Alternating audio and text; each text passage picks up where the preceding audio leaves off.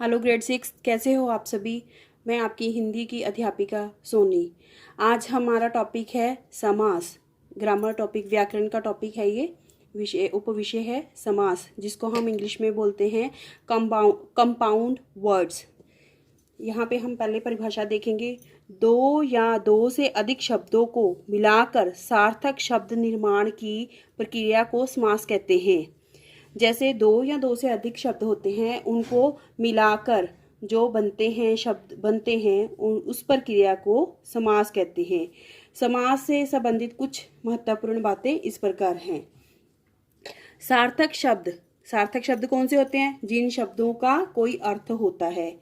जैसे सार्थक शब्दों को जोड़कर एक नया शब्द बनाया जाता है। किसमें? समास में। इन शब्दों को जोड़ते समय इनमें आए कारक चिन्ह आपको करवाए हुए हैं, कारक आपको करवाए हुए हैं, जिसमें को, में, से या का आदि लगते हैं, या विभक्तियों को खत्म कर दिया जाता है। देखिए, इन दोनों शब्दों के बीच का जो होता है मीन्स कारक चिन्ह होता है, उसको खत्म कर दिया जाता है, तो उसको इकट्ठा लिखते हैं। फिर इसमें पहला शब्द पूर्व पद और दूसरा शब्द उत्तर पद कहलाता है। जैसे गंगा जल, इसमें देखिए कारक चिन्ह खत्म कर दिए गए हैं ना। इसमें गंगा पूर्व पद है और जल उत्तर पद है। अब देखेंगे इसका नेक्स्ट जो टॉपिक है, समास विग्रह है। समास विग्रह क्या होता है? जिसमें विग्रह, समास मैंने जो अभी आपको बताया, कंपाउंड वर्ड्स जो दो शब्दों को मिलाकर बनते हैं। और विग्रह होता है अलग करना, संधि विच्छेद की तरह समस्त पद क्या है? इसमें जोड़े हुए जो दो शब्द होते हैं, जैसे गंगा जल, ये क्या हुआ? समस्त पद। समस्त पदों को तोड़कर लिखने को समास विग्रह कहते हैं। यानी कि इनको अलग अलग कर देते हैं। जब हम अलग अलग कर देते हैं, उसको समास विग्रह कहते हैं। इसको अगर जुड़ा हुआ है, दोनों शब्दों को जोड़ देते हैं, जुड़े हुए शब्दों को समस्त पद कहते हैं। ठीक है।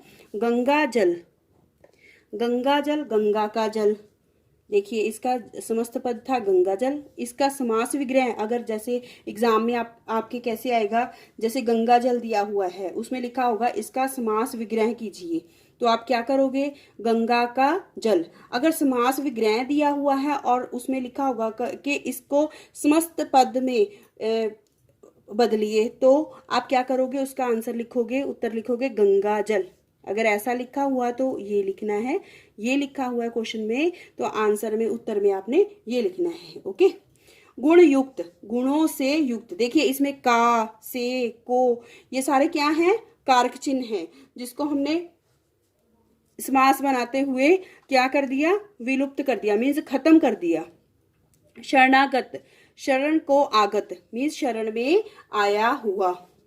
यश प्राप्त, यश को प्राप्त। ठीक है।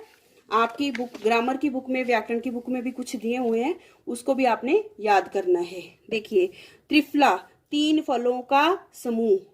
पाप पुण्य, ये देखिए, ये भी क्या है? एक चिन्ह है ना। ये देखिए, पाप और पुण्य। चरण कमल, समस्त पद है। समास विग्रह क्या है इसमें? कमल रूपी चरण। समस्त पद क्या है इसमें? देखिए, आमरण, आमरण, आ मीन्स होता है तक, मरने तक। आ का मतलब यहाँ पे क्या है?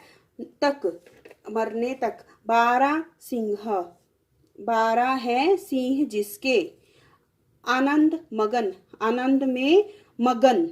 ठीक है। आपकी हिंदी व्याकरण लतिका 6 के पेज 50 और 51 में, 50 और 51 में दिए हुए हैं। ठीक है। इसको आपने याद करना है, और जो ये दोनों पेजेस आपने अपनी कार्यपुस्तिका में लिखने हैं और याद भी करने हैं। ओके।